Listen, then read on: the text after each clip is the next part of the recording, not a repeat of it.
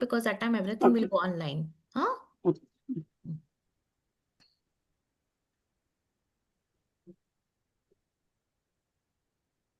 Yeah.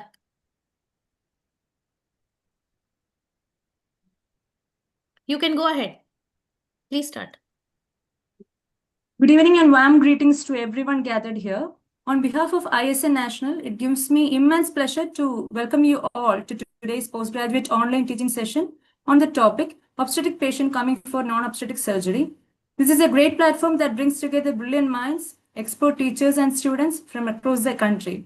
Let us begin the session with Saraswati Vandana, a humble tribute to the goddess who lights the lamp of knowledge in every seeker's soul.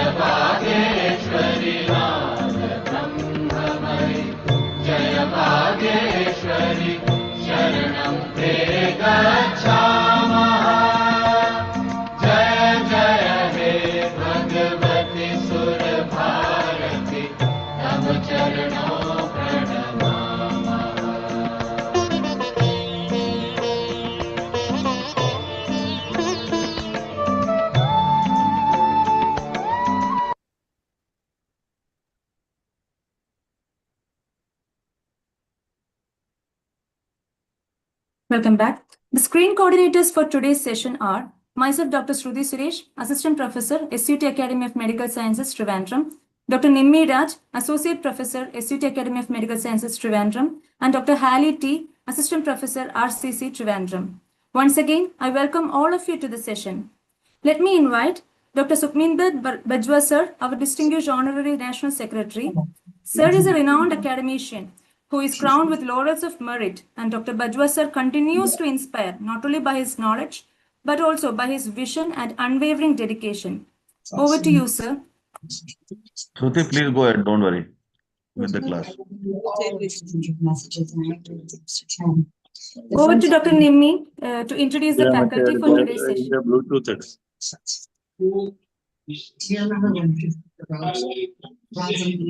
Let me introduce today's faculty.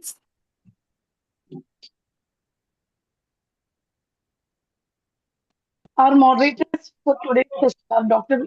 Chirag Babu, Professor in Anesthesia at SS Institute of Medical Science and Research Center, Davangere.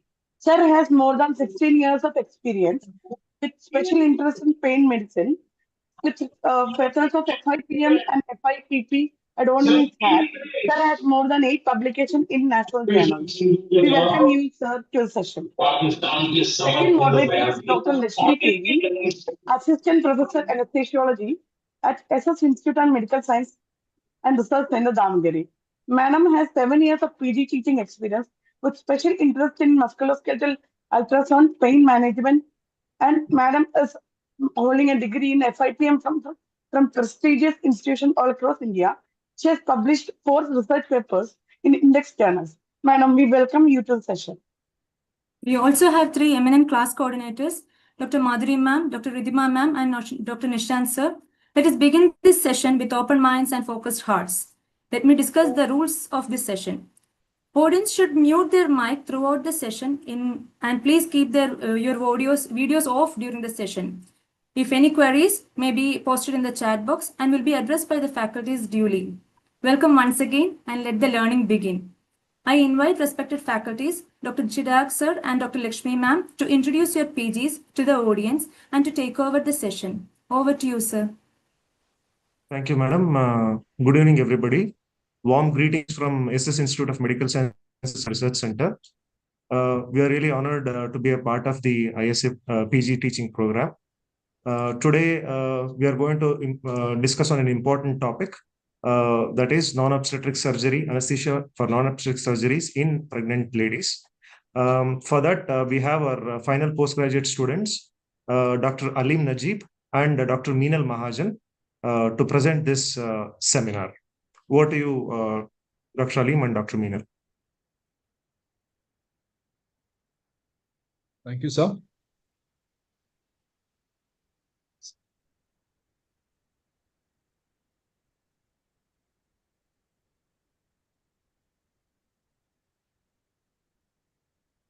Ma'am, is our screen visible? Yes. Yes, go to full screen, please. Are we visible and are we audible, ma'am? Yes, you are. Yes. Thank you, Chirag, sir. I'd like to once again extend a very warm welcome from all of us here at SSIMS Downgrade this evening. So we'll start with a very small case scenario. We have a 27-year-old primary gravida with 24 weeks of gestation, presenting to the emergency medicine department with complaints of progressively worsening pain abdomen for the last 12 hours. Pain was localized to the right lower quadrant, associated with mild nausea, no vomiting, no fever. Chief complaints would be right lower abdominal pain, as said before, 12 hours of onset, dull leaking, progressively worsening with mild nausea, no history of vaginal bleeding, fever, or any other urinary complaints. On examination, we have an alert afebrile mother with a pulse rate of 96 beats per minute and a BP of 110/70, respiratory rate around 18 beats per minute. Obstetric examination showed us a uterus appropriate for gestational age, with fetal heart rates audible and regular at around 140 beats per minute. Abdominal examination showed us tenderness in the right iliac fossa, localized gargling, and no rebound tenderness. Labs showed neutrophilic leukocytosis with hemoglobin at 10.8 and WBCs at 13,200. Obstetric ultrasound showed us a singleton live intrauterine pregnancy of 22 plus 2 weeks of gestation with no placental abruption. We had an abdominal ultrasound show a non-compressible tubular structure in the right iliac fossa, suggestive of acute appendicitis with minimal peritoneal fluid and no adnexal pathology. So at this juncture, we're making a provisional diagnosis of acute appendicitis in a primary gravida at 24 weeks of gestation, and we'd like to proceed with a laparoscopic appendicectomy. So that was a very small example of how an obstetric patient can come with complaints that are not at all related to pregnancy, bringing us to our seminar for today, which would be obstetric case for non-obstetric anesthesia. My moderators for today are Dr. Chirag Babu, PS, Professor, Department of Anesthesiology, SIMS in Davangere, Dr. Lakshmi KV, Assistant Professor, Department of Anesthesiology, SIMS in Davangere, and myself, Dr. Alim Najib, and my co-PG, Dr. Meenal Mahajan, both of us final residents here at SIMS in Davangere. So moving forward, what would be our primary objectives? So obviously, we'll do everything to preserve the pregnancy. We're going to optimize both the maternal and the fetal outcomes. And throughout, we have to guarantee the maternal safety. Our general principles would be that we always understand that it's the maternal indication that determines the urgency of the surgery. At any given point of time, if the surgery is required and if it's essential, purely on the basis of gestational age or period of gestation, we are not going to deny a surgery that is required. It goes without saying that this is going to be a multidisciplinary approach. It is going to involve an obstetrician, an anesthesiologist, a pediatrician, a neonatologist, the surgeon, etc. We have to be more than aware in accommodating of all the physiological changes that happen in pregnancy. Timing is of the essence. If it's an elective procedure, we obviously will try to delay it until after postpartum. If it's a procedure that is required, we'll do our best to conduct it in a second trimester. And with any case in anesthesia, we always have to optimize the condition of the patient. So what are these physiological changes that we see? These can be simply mechanical effects because of the growing gravid uterus. It might be because of hormonal changes. We'll be seeing these system-wise. Starting with the cardiovascular system, we have both blood volume and cardiac output increasing by 30 to 50%. Systemic vascular resistance is going to drop, consequent drop in BP. And because of this, there's going to be an increased sympathetic stimulation and a consequent increase in heart rate. So this is a picture from Chestnut that shows the trimester-wise increase of cardiac output. How is this increase there in labor, intrapartum, and how does it happen in postpartum? As you can see, in the second trimester, we have an increase of up to 50% in the cardiac output, and this remains the same, only dropping marginally till the end of term.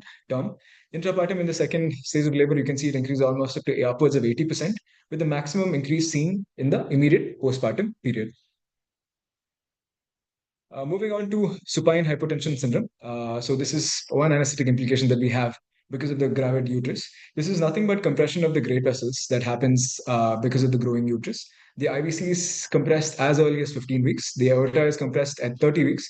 And our relevance would be that we try our best to avoid the supine position after 18 weeks to prevent this from happening. And we do something called the left uterine tilt, which is what we try to achieve left up tilt of around 15 to 30 degrees. 30 degrees is very unrealistic because it might be difficult to conduct a procedure or a surgery. So we are on the side of 15 degrees as well. We can use a tissue, we can use sheet rolls, saline bottles, or just tilt the table, Crawford wedge, pillows, etc. So in this scenario, we are anticipating hypotension. And if this person is going to go into a procedure, let that be neuraxial or general anesthesia, we're going to be expecting some amount of hypotension with that as well.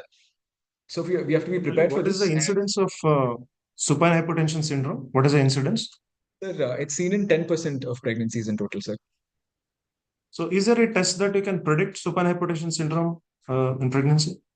Yes, sir. So there is a very simple bedside test called the supine stress test. So we will start by having the mother lie down in the left lateral position as always. So we're going to take down her baseline vitals for this. I'll want her heart rate, ECG, BP, saturation, etc. And for the period of the test, we will be making her lie down in supine position for a period of 3 to 5 minutes. And after having recorded her baseline vitals, after having made her lie down in the supine position, over the course of this period, we will monitor the changes in her baseline vitals that occur. So if at all there is hypotension, obviously we're going to expect tachycardia, and the heart rate is supposed to go up by around 10. Systolic blood pressure is expected to drop by around 20. Diastolic blood pressure is supposed to drop by around 10 millimeters of Hg. If these findings, or if we have findings along these guidelines, it is said to be sensitive for supine hypertension syndrome for about 92% with 90% specificity. This is what is called the supine stress test. Okay, continue. Yes. Moving on to the respiratory system changes. So tidal volume increases by around 40%, and there is also an increase in minute ventilation because of this increase. A consequence of this is what we call the mild respiratory alkalosis that ensues. So there's a decrease in PCO2 because of increased minute ventilation, and there's going to be a compensatory drop in the bicarb levels as well. As we know, because of the gravid uterus and growing and the consequent splinting of the diaphragm, you're going to have a reduction in FRC by around 15 to 20%. There is also going to be an increase in oxygen consumption by around 20 to 30%. We'll be adding also the physiological changes in pregnancy, like increased capillary engorgement in the airways, resulting in more chances of bleeding during instrumentation, and the fact that the tendency for mucosal edema during disturbance of instrumentation are going to be much, much more. So we might have to go with a smaller endotracheal tube, have more careful manipulation, do more careful manipulation if at all we are planning any kind of airway instrumentation like endotracheal intubation per se. So what happens to closing capacity in pregnancy? Sorry, ma'am. Yes. So like we spoke about, closing capacity essentially does not change in pregnancy, but the problem is there is going to be a reduction in FRC by 15 to 20%. And because of this reduction, closing capacity starts approaching functional residual capacity. So in supine position especially, which is going to be the primary position that we're considering an obstetric case for, in such a position, because closing capacity is going to encroach into functional residual volume because of the consequent reduction in pregnancy, there can be chances of closure of smaller. And if you add this to the fact that there is an increased maternal oxygen consumption by 20 to 30%, there is going to be an increased minute ventilation. There is going to be maternal oxygen extraction of about 3.3 ml per minute of oxygen. And fetus extraction is supposed to be almost double of this. It's going to be around 6.6, sometimes even higher. All these factors together is going to tell you that there is going to be a very rapid chance of desaturation.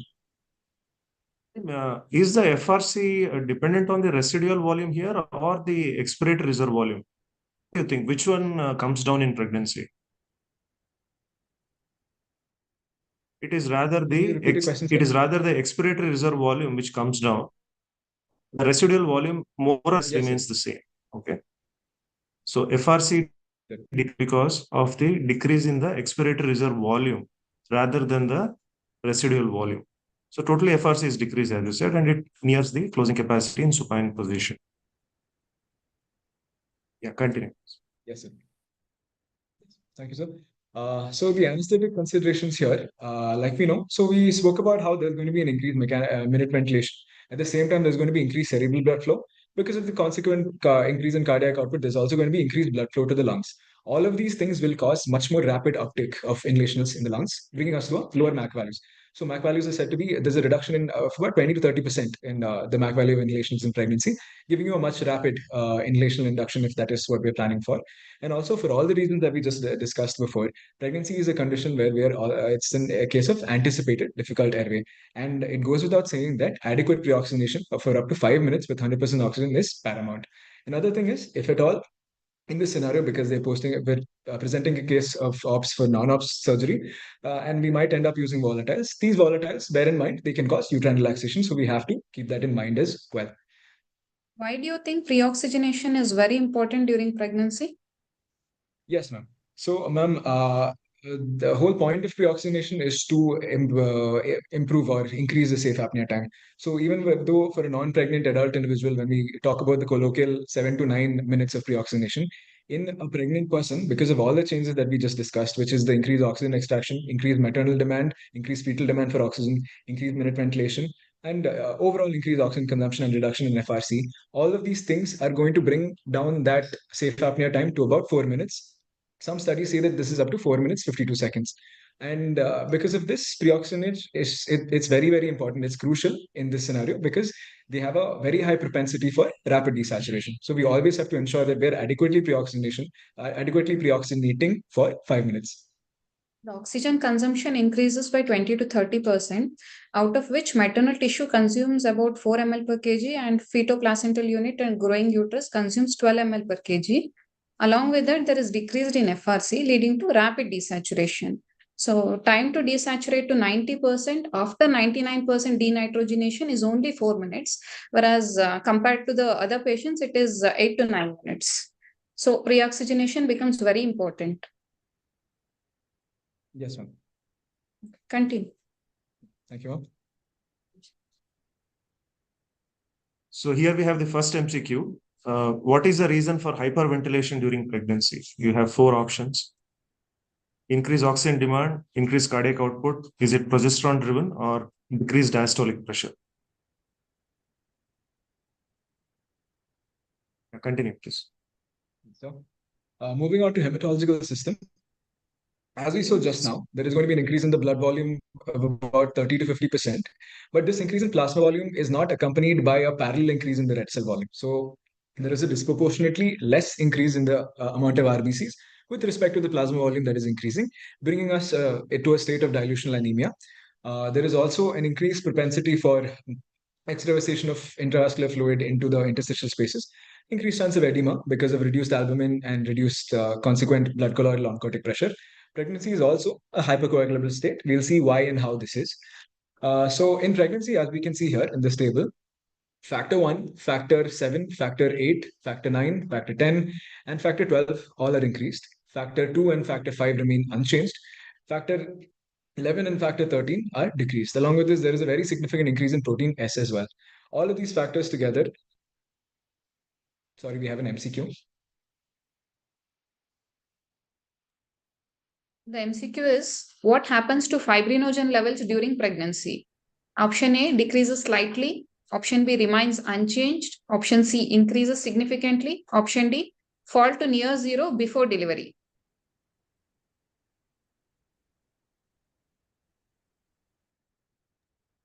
So the audience is encouraged to type in the chat box the answers. We have, yes, no? Right or wrong, you can just type the answer. The faculty can discuss it later.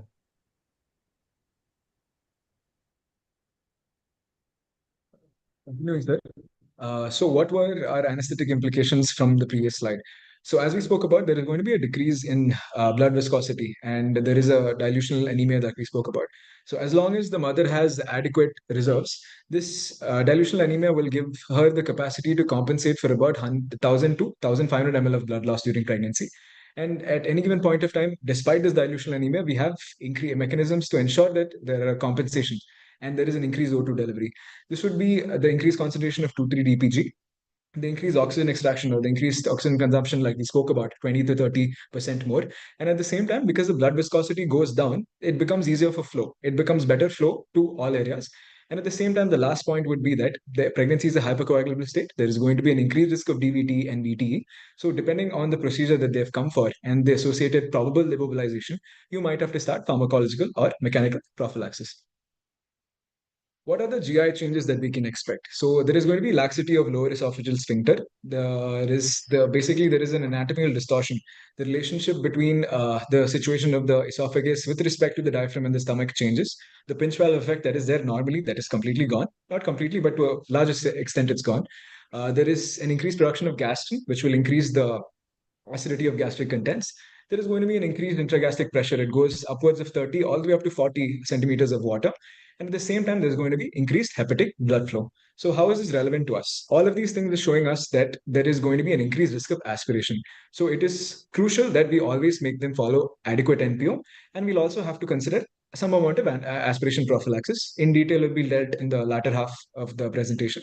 And because of this, keeping in mind the due risk of aspiration, we would like to always push for a rapid sequence intubation, especially after 18 to 20 weeks.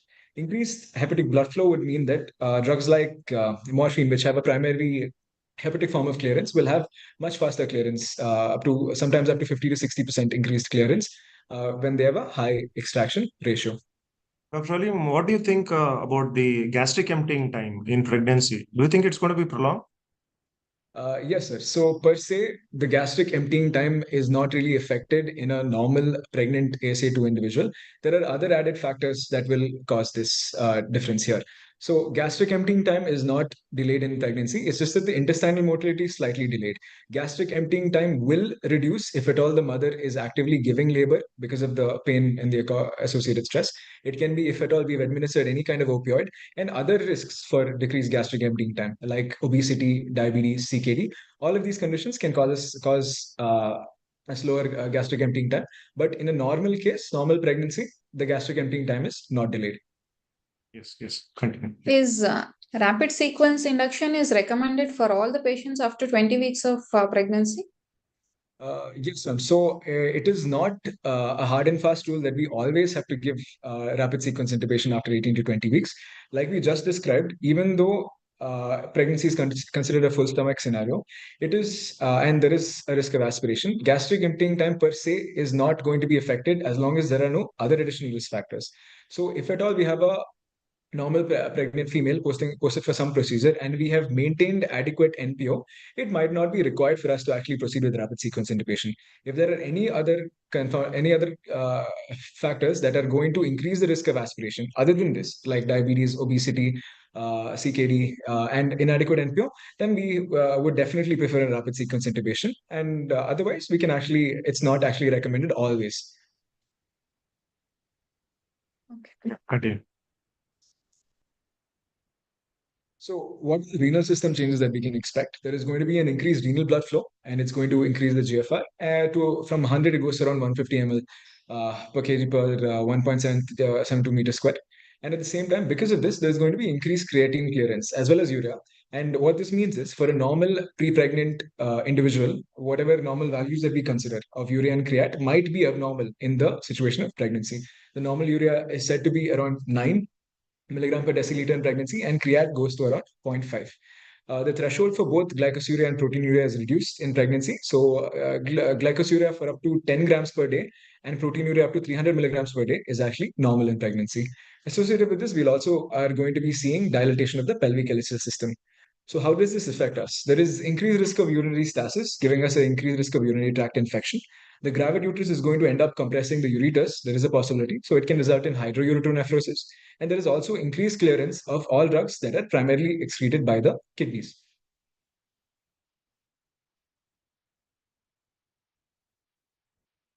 Moving on to fetal considerations. Dr. Alim, with all these Yes, sir. changes that you see with the cardiovascular system, hepatic system, and renal system, so what do you think about the doses of anesthetic drugs in pregnancy? Whether we should give increased dose or we should decrease the dose? What do you think about? Yes, sir. So just to sum up everything that we've spoken of so far, we said that there is going to be an increased cardiac output. We also said that there is going to be an increased cerebral blood flow. There's going to be increased uptake of inhalations. We said that there is going to be increased hepatic blood flow, and there's also increased renal blood flow. All of these things actually bring about much faster induction. and action of drugs in pregnancy. So whatever standard anesthetic doses that we're using, we can actually consider about 20 to 30% or 10 to 20% reduction of dosages in pregnancy. Only that much will be required. What happens to the MAC of inhalational agents? Yes, ma'am. So because of the increased cerebral blood flow and increased cardiac output, bringing up much better blood flow to the lungs. So added to that, there is also going to be increased minute ventilation. All of these things are going to cause much more rapid and faster uptake of inhalation agents. Because of this, the MAC value is set to decrease, as in the required MAC values is set to decrease up to 20 to 30% of pre-pregnancy values. That much is enough for inhalation induction, ma'am. MAC values will actually reduce in pregnancy.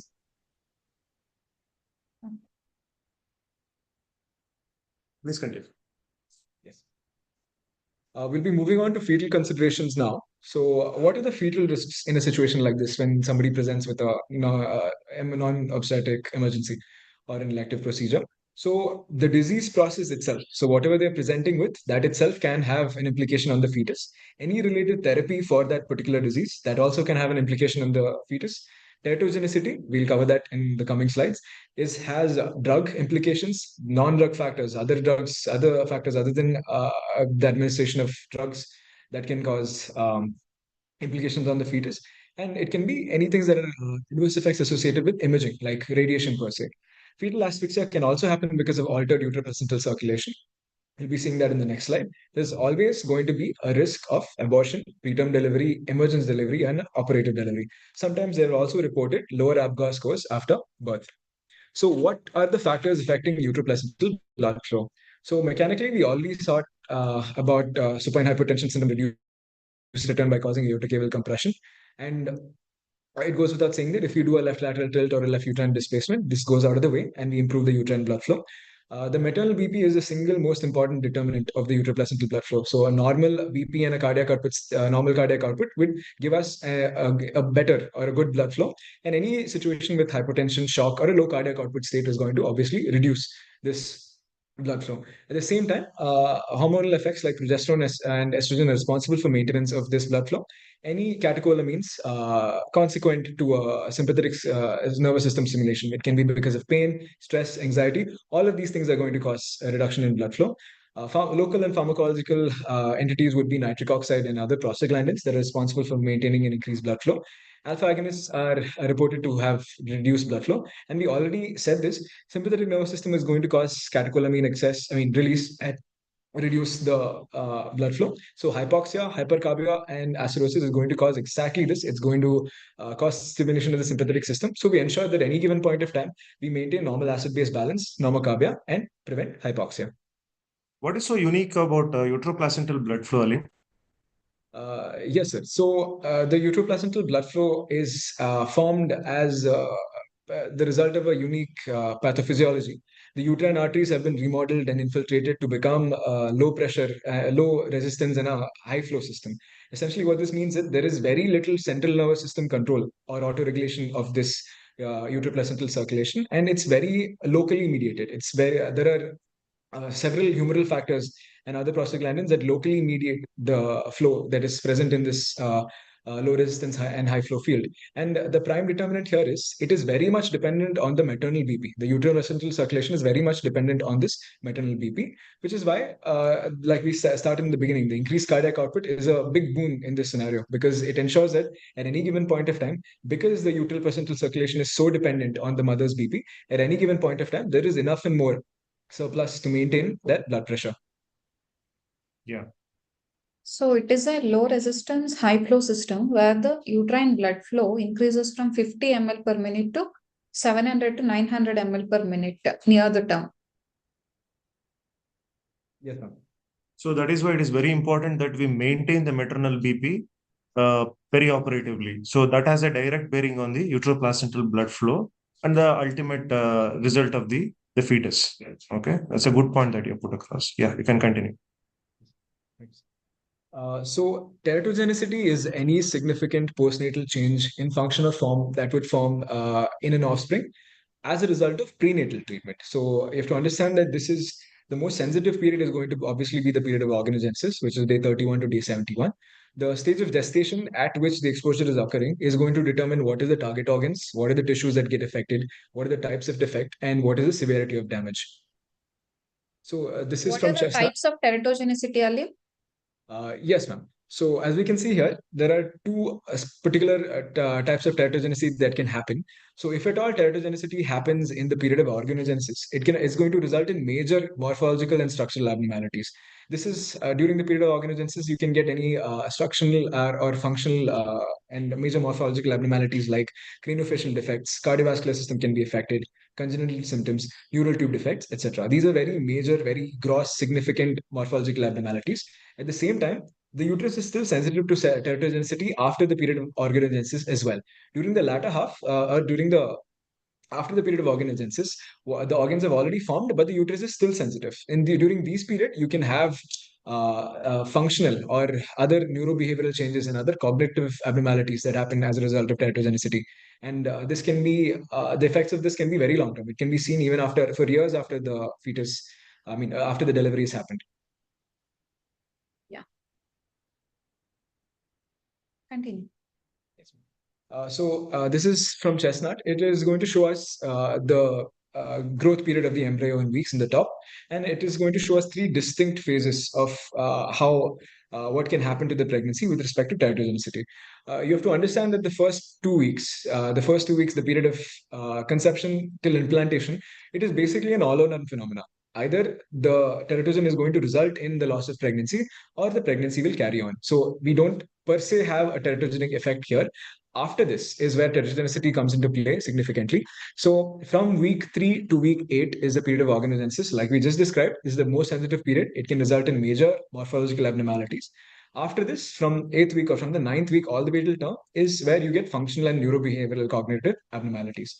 And the bars here are showing what system is sensitive. And as you can see, the central nervous system is sensitive to teratogenicity from 3rd week all the way till term. It shows that it has a very long period of sensitivity for teratogenicity.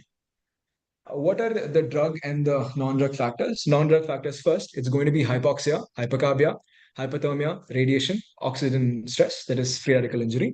Drug factors, we have several studies have come to a consensus that routine anesthetic drugs at recommended doses are not teratogenic. We have to understand that majority of the studies done on teratogenicity have been animal reproductive studies, and all of these are epidemiological surveys. Otherwise, they are studies of pregnant women who have very incidentally undergone the surgery or a procedure while on that particular drug.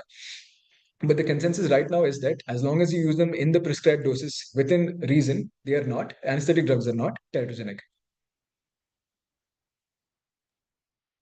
So third MCQ is passive diffusion across placenta is influenced by following factors except. Option A is high hydrophilicity. Option A is high lipophilicity. Option B is high hydrophilicity. C is non-ionized particle. D is small molecular size. This is question number 3.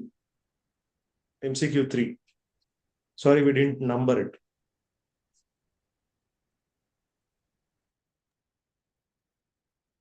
So moving on. The audience is answering mainly B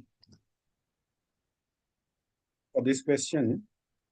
So the audience is encouraged to type the answers, whatever yes, right or wrong, that is how you'll able to remember. When shall we discuss the answers at the end or right now? You can, that is up to you, sir. You can do it now, you can do it at the end also. We'll do it at the end, sir. We'll do it at the end. Sure. Yes. So what are the factors on which the drug factors on which the transplacental transfer depends? The more lipid soluble a drug, the more easily it will cross. The smaller the molecular weight, less than 500 Daltons cross quite easily. Less ionized or uncharged forms will cross much more easily. The more protein bound a drug is, the less free form that is available for transfer, which means that highly protein bound drugs are less available for transfer. The more the concentration gradient, the more is going to be the transfer. The more is the utero-placental blood flow, again, more transfer. So what is the FDA classification with respect to... Dr. Alim, yes, what are the kinds of protein binding that you can see with drugs in general, anesthetic drugs? What are the kinds of proteins that they bind to? Yes, sir. So we have binding to albumin, and we also have binding to alpha-1 acid glycoprotein, sir. Yes. So what do you think is the difference between them? Right? Where do you find albumin more, and where do you find alpha acid glycoproteins? What is the difference? Any difference with Albumin would be more the in the binding? maternal. Yeah. It is more in the maternal circulation. The drugs which bind to albumin gets dissociated faster than compared to acid alpha glycoproteins, which are found more in the fetal circulation. Fetus. So that matters. Okay. Yeah, continue, please. Yes, sir. So what is the FDA classification with respect to fetal harm that can come from drugs? These are how drugs are categorized based on their teratogenic capacity. We'll go by this one by one. Category A are drugs with well-controlled studies that show absolutely no fetal risk in first trimester or later. Category B will have animal studies that show no risk, and there are not adequate studies available in humans. Or animal studies might show risk, human studies do not. Again, these are safe. Category C is animal studies showing risk, but not adequate human studies, which means that if there is a potential benefit, you might be able to use them in pregnancy. Category D is positive evidence of human fetal risk, but in certain scenarios, the benefits outweigh the risk. And depending on case to case basis, looking at the risk and benefit ratio, you might be able to use these drugs. Category X are studies that are drugs with studies that very clearly demonstrate fetal abnormalities, and the risks clearly outweigh the benefits. These are absolutely contraindicated in pregnancy. So this is a list of common anesthesiologic drugs that we use. As you can see, majority of them belong to category B and C. One thing that we have to note is that opioids here, butorphanol, nabifen, morphine, pethidine, and fentanyl, all of these belong to C and be in small doses, but sustained high doses will bring it to category B, which is why we have to be a little careful with using higher doses and prolonged administration of opioids in pregnancy. What do you think will happen if you use higher doses of opioids in pregnancy? So For non-obstetric surgeries? Yeah. Yes, sir. Sir, we'll have 2 or 3 scenarios in total. Assuming that this is fairly early on and the pregnancy is not close to term, constant usage might result in dependence in both the mother and dependence in the fetus as well. This is going to cause us problems after delivery where they might go into withdrawal. The other scenario is there are multiple studies that have shown that there is the possibility of preterm labor or pregnancy loss with the usage of opioids. At the same time, if at all higher doses are being used in a pregnancy that is very close to term, immediately following delivery, the known side effects of opioids like respiratory depression and all of these things might end up affecting the fetus as well as the mother. So the fetal risks immediately post delivery. You might require a neonatal resuscitation team. You will be expecting lower ABGAS scores. There might be an ICU admission that it required. All these risks are going to go up with prolonged and higher doses administration of opioids during pregnancy. If it is an immediate cesarean section, we are not talking about it. So respiratory depression doesn't come into account right here. So what you said was the early fetal loss or premature labor, premature deliveries is a concern when we use opioids for a longer time.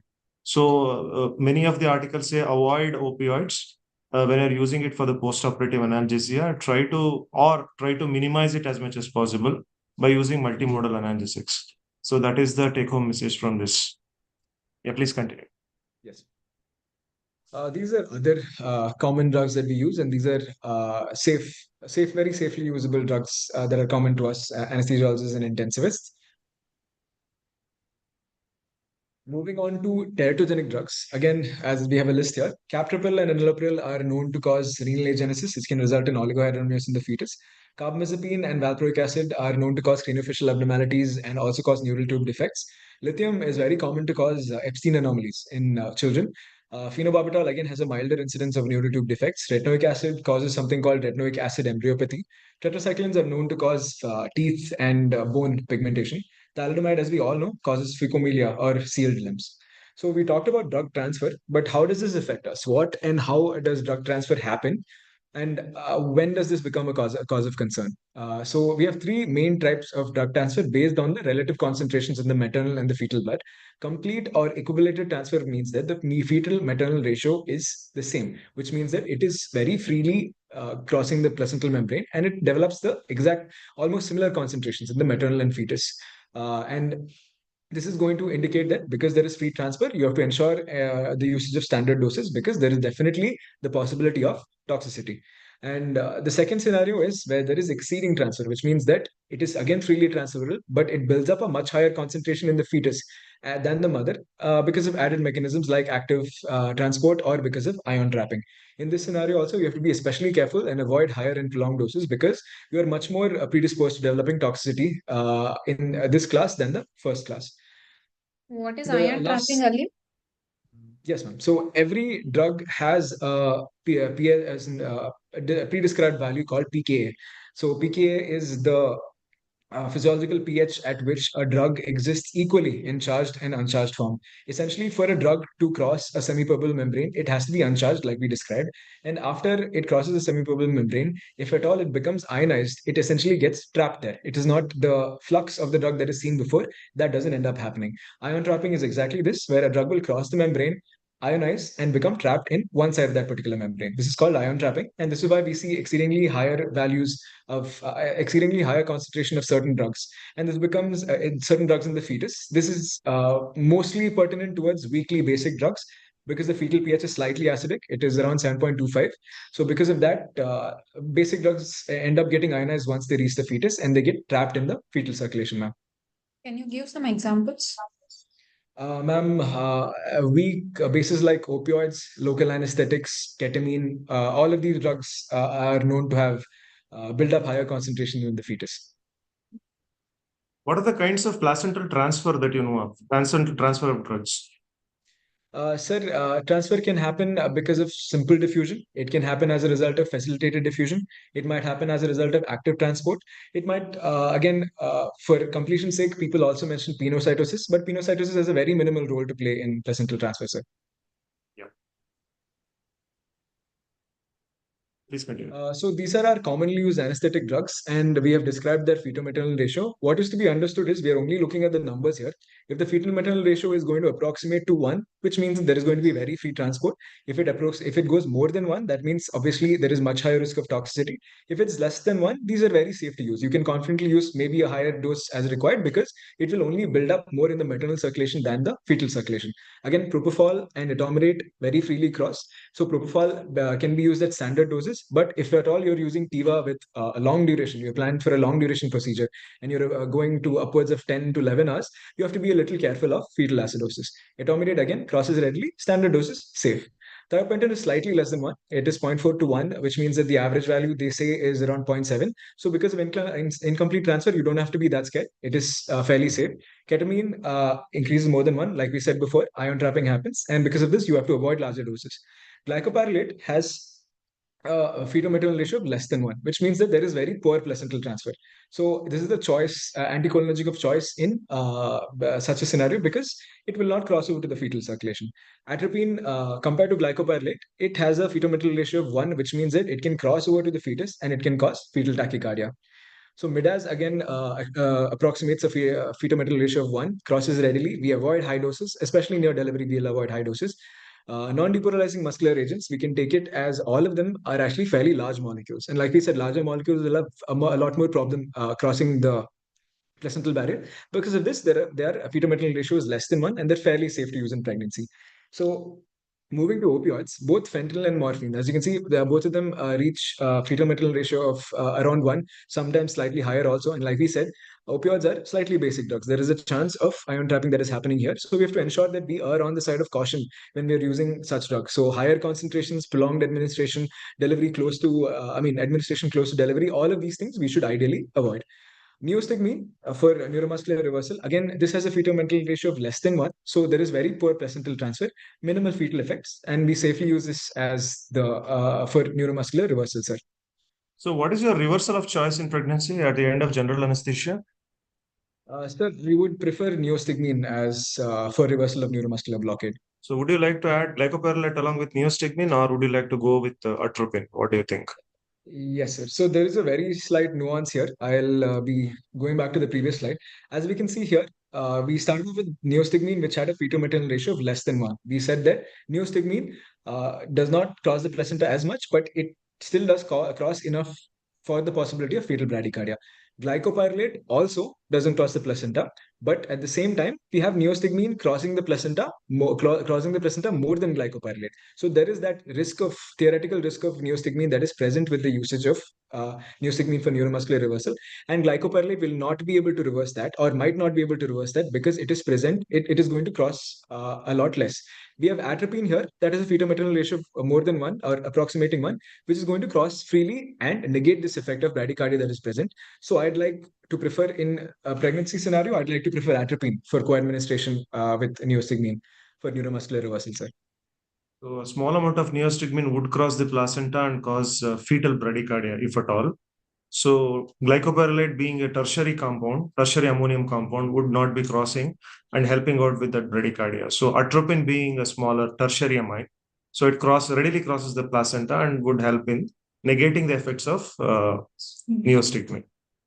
Okay, so they prefer atropine. But having said that, many of the anesthesiologists use glycopyrrolate along with neostigmine. With the neostigmine having a bradycardia effect of the fetus to be very negligible, as they say. Okay, please continue. Yes.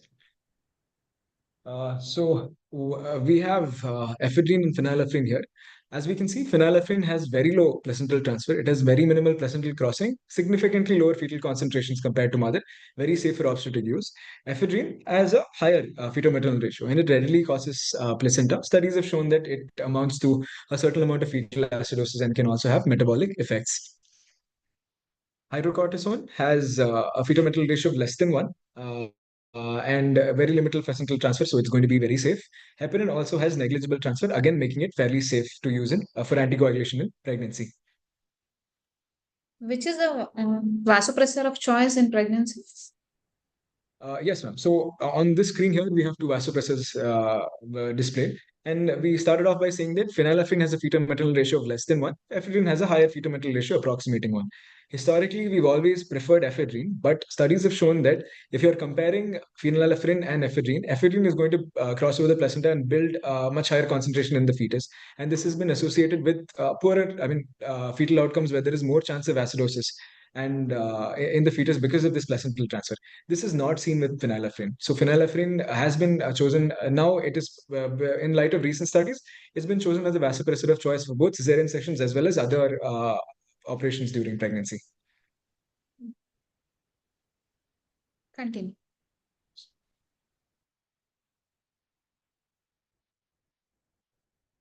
That comes to the 4th MCQ. What is the net result of double bore effect at placental interface? Whether there is a decreased oxygen transfer from mother to fetus, impaired fetal oxygenation due to pH buffering, facilitated oxygen delivery from mother to fetal blood, or prevention of carbon dioxide diffusion. This is the 4th MCQ. Kindly put your answer in the chat box along with the question number. Yeah, please continue. Moving on to nitrous oxide. So nitrous oxide is traditionally been considered safe beyond 6 weeks of pregnancy, as long as we use less than 50% for balanced anesthesia. Why is there this concern with using nitrous oxide? As we can see here displayed, there is an enzyme called methionine synthase, and this is responsible for the formation of methionine, as well as tetrahydrofolic acid, which is both paramount for methylation reactions in pregnancy and also has a bearing on the DNA synthesis. Nitrous oxide goes in inhibits this enzyme. So theoretically speaking, it should have great problems with methylation and DNA synthesis. But we have to understand that all of these studies have been done on animals, and the exposure has been a prolonged exposure over a much higher period of time. So a higher concentration over a higher period of time to cause these effects. And again, these are in animals. There is no consensus or definitive evidence with respect to this happening in humans is somewhat conflicting. So we can very safely use nitrous beyond 6 weeks at less than 50%. And if at all we have any other considerations or are a little scared, we can always supplement for folic acid as well. Moving on to imaging during pregnancy. As we can see here, this is just a small table showing that what is the accepted radiation dose, what are the gestational agents, what are the consequent fetal effects. What we have to understand that the safe dose of radiation in pregnancy is 50 milligrays. And 1 centigrade is 10 milligrays. It's the safe dose in pregnancy is 50 milligrays. We can see the various exposures in the various gestational stages and their consequent effects here. But the consensus here from various obstetric societies all over the world is that Ultrasound is safe throughout pregnancy. It can be used in whatever trimester. MRI, if you have to do it, you prefer to do it without gadolinium. If you have to do it with gadolinium, you avoid further neonatal testing. And at any given point of time, as we've described that here for a reason, radiation exposure does have a definite risk factor. So CT has to be reserved for emergencies. What did we end up learning? To sum up, we know that till date, there is no anesthetic agent that has been conclusively proven to have any harmful effect on the fetus. Short procedures, as long as they're less than 3 hours, they're not associated with any adverse effects. It's not known to cause any neurodevelopmental effect on the fetus. Risks to fetal well-being that happens during non-obstetric surgery are also attributed to maternal physiological disturbances that we spoke about, non-drug factors like hypoxia, hypotension, or the underlying maternal disease itself, than to teratogenicity or something that results from the usage of anesthetic agents. We'll just be quickly summarizing everything that we saw. Pregnancy is a condition where we're expecting a difficult airway. There is going to be a very high risk of pulmonary aspiration. We have to have a certain peculiar choice for neuromuscular agents because we might be considering a rapid sequence intubation. We might also have to make certain other adjustments that will be covered in the latter slides. Fetal heart rate monitoring, especially if the fetus is viable, because we have to ensure that the fetal outcome is also proper.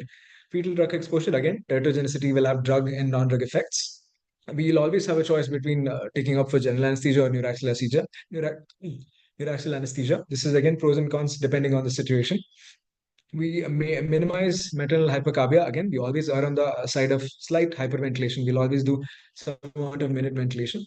And we always have to ensure that the fetal hypothermia is prevented. We have to maintain utero-placental perfusion. This is paramount to ensure the progressive pregnancy and maintenance of fetal health. There is also going to be an increased risk of fetal labor at any given point of time. Pregnancy is a state of hypercoagulable state. There's always going to be an increased risk of coagulopathy and venous thromboembolism. So what are the emergencies that a pregnant mother can present with respect to abdominal emergencies like we're seeing here? Broadly, we'll classify them as medical, gynecological, non-gynecological, and fetal emergencies. So what are the medical conditions that can present with an acute abdomen? We're looking at conditions like sickle cell disease, diabetic ketoacidosis, porphyria, renal diseases like glomerulonephritis, pyelonephritis, pulmonary disease. Any basal pneumonia with pleurisy can proceed with upper abdominal pain. It might be early uncomplicated cholecystitis and pancreatitis. Myocardial infarction, pericarditis also can present with acute abdomen. You can also have drug dependency resulting in withdrawal. Gynecological would be an ovarian cyst or tumor, any torsion of the fallopian tube, tubo-ovarian abscess, uterine myoma. These non-gynecological are basically other surgical causes of acute abdomen. Most commonly in this scenario, we're talking about acute appendicitis and cholecystitis.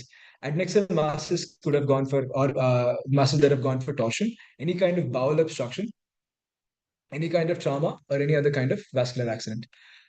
Thank you for my time. I would be handing it over to Dr. Meenal to carry the rest of the presentation.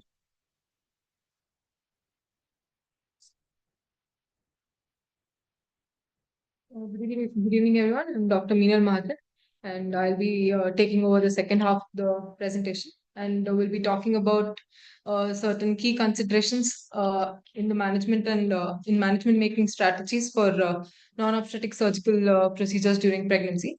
As we saw previously, the pregnant patients may present with a variety of acute conditions that may necessitate the surgical intervention. But just because a surgical condition is existing, it does not mean that all the patients are managed the same way. Our primary goal when approaching any surgical situation in this scenario is always to ensure both maternal and fetal safety. So we start off with categorizing the surgical procedure into three main groups: elective, essential, and emergency. Elective surgeries are basically those which do not pose any threat to the mother's life and can be safely delayed until postpartum. Essential surgeries are considered necessary for the mother's health, but still they can be safely delayed at least till the second trimester. And emergency surgeries are surgeries which are detrimental to the mother's health and cannot be delayed at any cost, should be taken up without considering the trimester. So, any surgical condition which, especially in the first trimester, as we know, has a high risk for teratogenicity. So whenever possible, our main aim is to delay the surgery and try not taking it up in the first trimester. However, if we make a decision to go ahead with the surgery, it is essential to proceed with optimal anesthetic techniques, ensuring maternal safety, considering all the maternal physiological changes that have occurred, fetal well-being, consulting an obstetrician and a perinatologist prior to the surgery, and ensuring fetal and uterine monitoring whenever it is feasible. Our preoperative preparation includes a thorough pre-anesthetic checkup, which aims at eliciting the medical history, obstetric history, and previous surgical history of the patient, if any. Along with it, an informed consent is very, very important, not only for the surgery, but also for a possibility of an emergency cesarean section. Appropriate investigations have to be ordered. Patient has to be explained about the NPO guidelines very, very clearly, owing to the increased risk of aspiration. Aspiration prophylaxis, VTE prophylaxis, and most importantly, anxiolysis has to be advised and secure an IV access. Why do you Guidelines want say to that give for anxiolysis in pregnancy? As a Sorry, part sir? of pre-medication, why anxiolysis? Sir, talking about surgery, it will give stress to any patient. Like the patient will be anxious. So anxiety will induce stress, and there'll be increased release of catecholamines. As Alim discussed previously, the catecholamine release will obviously decrease the utero-placental blood flow, which is not desirable to us. So anxiolysis is very important. Are there any teratogenic effects associated with the use of benzodiazepines? Ma'am, there were previous surgeries which said that benzodiazepines like midazolam had an incidence of cleft palates, but those studies now have been disproved, and they say that single doses or short-term use of benzodiazepines does not have any effect on the fetus, ma'am. Yeah, single dose can be used. Yes, ma'am. Guidelines say that for clear fluids, NPO is sufficient for 2 hours, 6 hours for a light meal, and 8 hours for a heavy meal. But in cases where NPO is inadequate and the procedure is an emergency, gastric ultrasound can be used to measure the antral volume. Aspiration prophylaxis is given with multiple drugs, including non-particulate antacid, 0.3 molar sodium citrate, 30 ml per oral, given 30 minutes prior to the surgery. H2 antagonist ranitidine is given IV at a dose of 100 mg or 150 mg per oral, 30 minutes prior to the surgery. Pantoprazole 40 milligrams IV or per oral can be given 30 minutes prior to the surgery, along with metoclopramide. 10 mg IV 5 minutes prior to surgery, or 10 mg per oral 30 minutes prior to the surgery. Out of these, which do you think which is most important? Aspiration prophylaxis? Ma'am, aspiration mainly is due to acidic contents, ma'am. So non-particulate antacid like 0.3 molar sodium citrate, which balances the pH of the gastric content, would be more important. So any pregnancy, we should, after 16 to 18 weeks, is considered as full stomach. So regardless of what the volume that the USG shows, and most of the aspiration happens passively when there is a loss of laryngeal reflex after giving our drugs, for general anesthesia after relaxing. So that is why that Mendelssohn syndrome comes into account. Okay, so it mainly it's the acidity of the content that matters. So sodium citrate being an alkaline substance will reduce the acidity and eventually prevent ERDS in pregnancies because of Mendelssohn syndrome. There's a chance of patient going on for ERDS, long-term effect. So that is why, if available, better to use sodium citrate. Yes. Please continue. Guidelines also say that antibiotic prophylaxis is not routinely needed unless it is a clean laparoscopic gynecological surgery where no bowel or vaginal entry is involved. But for abdominal procedures like open appendicectomy, it's always advisable to start the patient on amoxicillin clavulanic acid or cephalosporin with or without metronidazole. Coming to thromboprophylaxis, all patients undergoing, as we discussed earlier, that pregnancy in itself is a hypercoagulable state. Patient has more risk of VT. So all patients undergoing surgery in pregnancy should be started on thromboprophylaxis perioperatively, and it should be continued until full mobility is achieved. We can start with low molecular weight heparin or pneumatic compression devices, be it continuous or intermittent, looking into the clinical conditions. Patients who are previously started on VT prophylaxis need to be started on low molecular weight heparins at a higher dose, increasing the dose by about 50 to 70% if required. It is continued until 6 weeks postpartum. For patients with high risk factors for developing VT other than pregnancy itself, like elderly, BMI more than 30, patients who have been immobile for a long time, it's important to start both low molecular weight heparin along with mechanical DVT prophylaxis for thromboprophylaxis. What are the commonly used low molecular weight heparins? Ma'am, most commonly used low molecular weight heparin is enoxaparin. Can also use dalteparin. It's preferred when if the patient has renal failure. Enoxaparin is used. Enoxaparin at a prophylactic dose is used 0.4 to 0.6 milligrams subcutaneous. And at a therapeutic dose, it is used 1 milligram subcutaneously. Dalteparin prophylactically can be given at a dose of 5,000 international units. Why do you think you want to use LMWH? Why not unfractionated heparin? So ideally, both low molecular weight heparin and unfractionated heparin can be used. There is no guideline that says that unfractionated heparins cannot be used. But it's low molecular weight heparins are preferred over unfractionated heparin because they have a better bioavailability. They have a longer T half. It's also easier to titrate their doses. And also some articles say that it decreases the incidence of HIT and osteoporosis in the patients. Exactly. Yes. Please continue. So to sum up, after a non-obstetric surgery in pregnancy, low molecular weight heparin or mechanical prophylaxis should ideally at least be continued until full mobility is achieved. Coming to the anesthetic plan, regional anesthesia is preferred over general anesthesia wherever feasible, because we'll be avoiding the scenario of a difficult airway and minimizing the risk of aspiration. Also, we will be preserving the utero-placental blood flow to a greater extent by minimizing the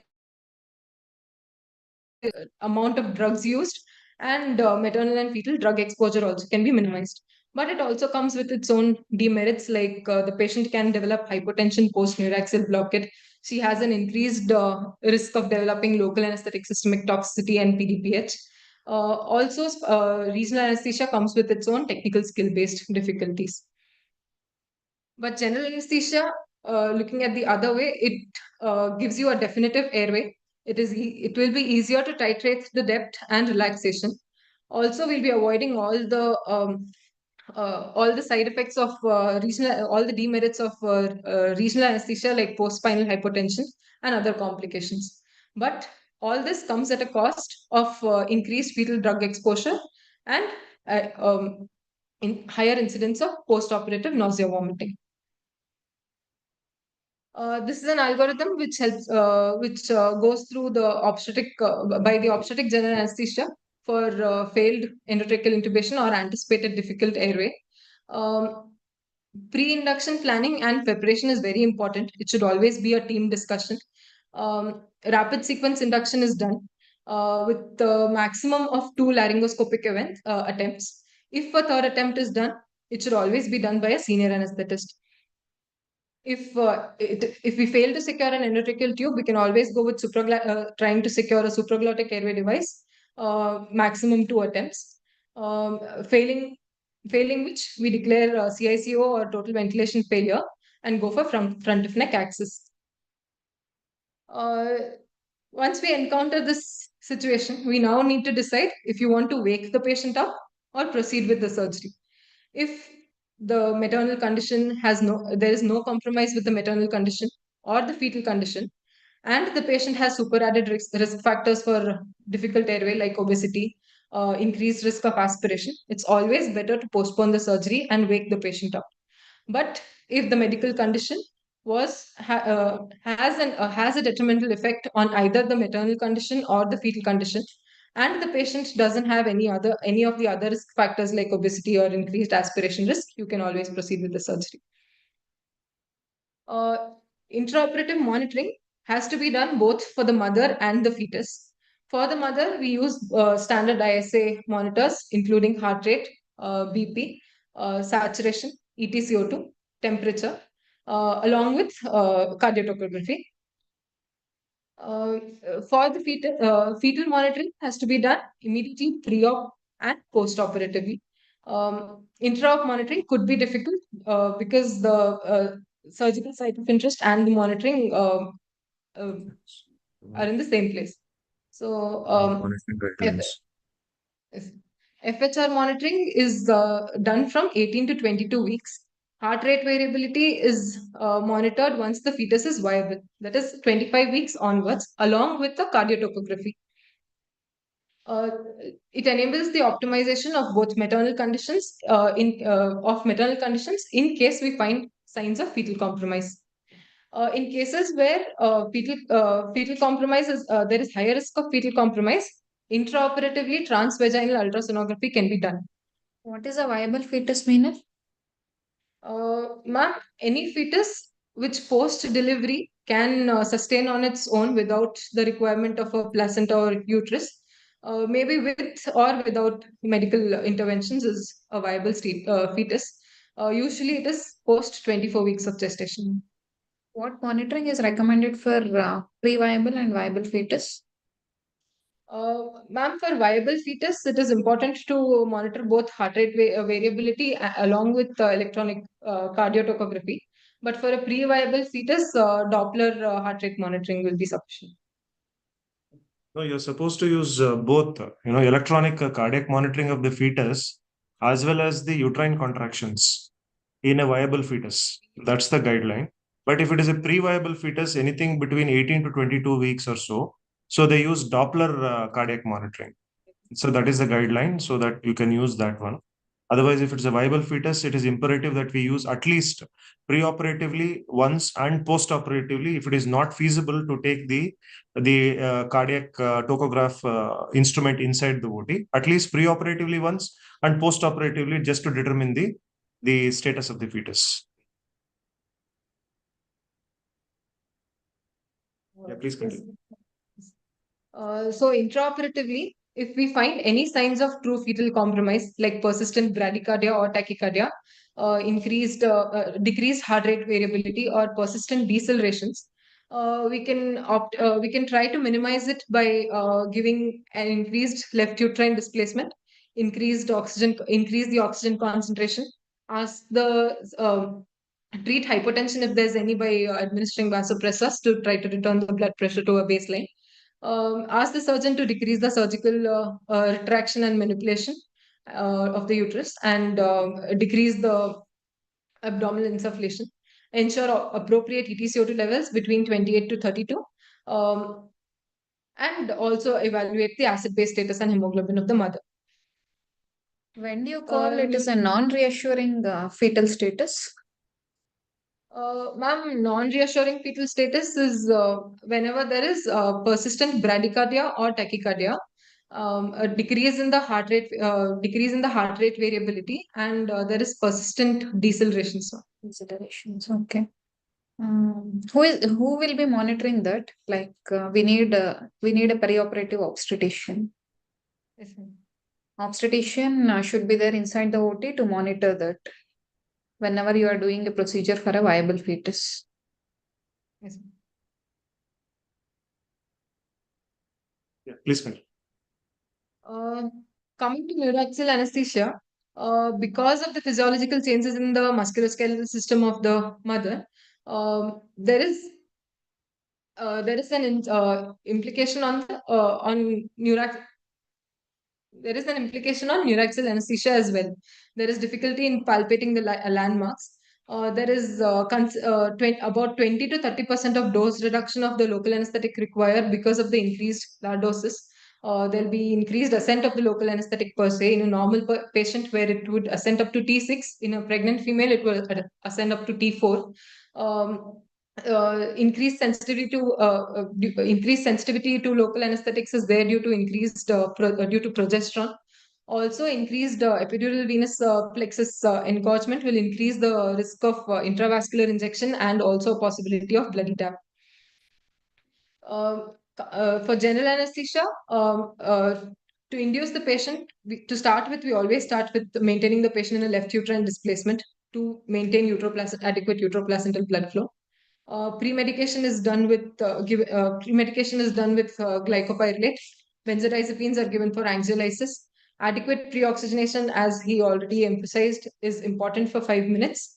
After 18 weeks, we always prefer to go with rapid sequence intubation with an ET tube, probably of a smaller size. Standard induction agents like propofol, etomidate, thiopentone can be used safely. Prophylactically, tocolysis is not recommended per se, but only if there is a high risk of preterm deliveries, you can consider using intraoperative tocolysis. NG tube can be secured for reducing the risk of aspiration. Question number 5 is, what is the physiological significance of lower P50 of fetal hemoglobin? Option A, facilitates oxygen unloading at placenta. Option B, prevents maternal fetal oxygen transfer. Option C, enhances oxygen loading from maternal circulation. Option D, reduces fetal oxygen saturation.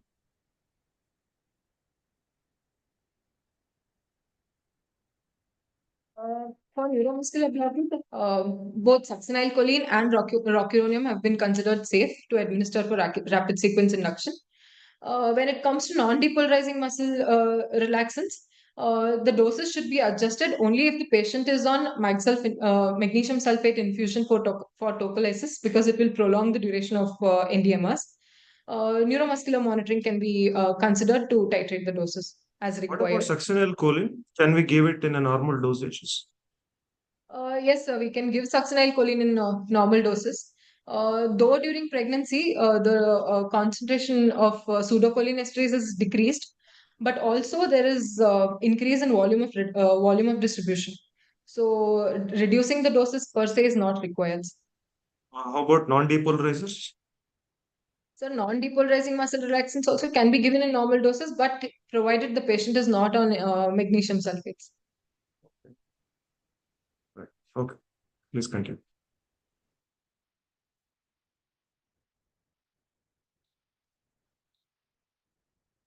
So this is question number 6. Sugammadex is option A, contraindicated in all trimesters of pregnancy. It's considered safe and routinely used in all pregnant patients. C, may bind to progesterone and is not preferred in the first trimester. Option D, it's a first line of choice for reversal of neuromuscular blockade in pregnancy. This is the 6th question.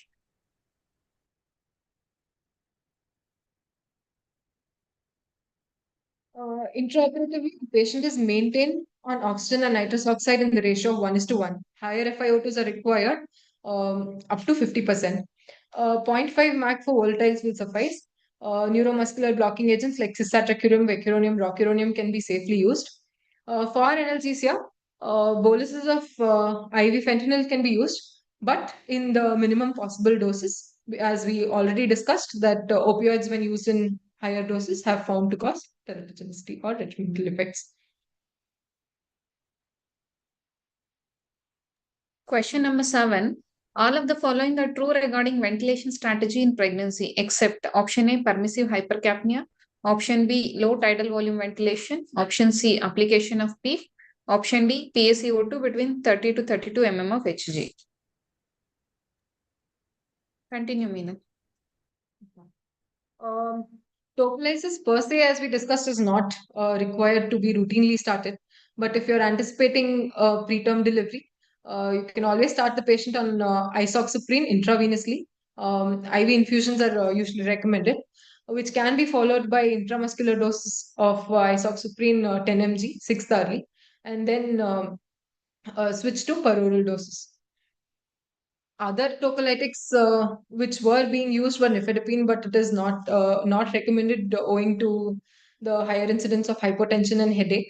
Etosiban is a newer tocolytic available in market. Indomethacin is avoided because it can cause early closure of the PDA, and magnesium sulfate has shown to cause PPH. Ketamine also increases the uterine tone, so it's avoided in early pregnancy. Along with it, positive pressure ventilation may in itself reduce uterine blood flow. So it can be minimized by minimizing the uterine manipulation and reducing the risk of preterm labor. The most common would present with is appendicitis, with an whose incidence ranges is as high as 1 in 7,700 pregnancies to 1 in 1,500 pregnancies. Also, it comes with its own diagnostic challenges due to the displacement of appendix by the gravid uterus. The pain may not be localized to the typical right lower quadrant. The symptoms of appendicitis, including nausea, vomiting, abdominal discomfort, would also be present in any normal pregnancy. Leukocytosis is also present, is a non-specific sign in pregnancy.